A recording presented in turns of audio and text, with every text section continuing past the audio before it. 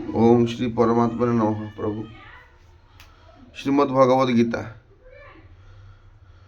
त्वमेव माता च पिता त्वमेव त्वमेव बंधुश्च सखा त्वमेव त्वमेव विद्या द्रविणं त्वमेव त्वमेव सर्वं मम देव देव। प्रभु तुम केते दयालु प्रभु। आरंभ प्रथम अध्याय आरंभ करिया।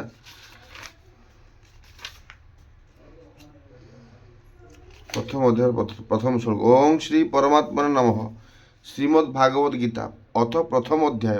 अर्जुन विषाद योग। युधिष्ठिर उवाच धर्मक्षेत्रे कुरुक्षेत्रे समवेता जुजुत्सुवः कामकाः पांडवाश्चैव किं कुर्वत संजय।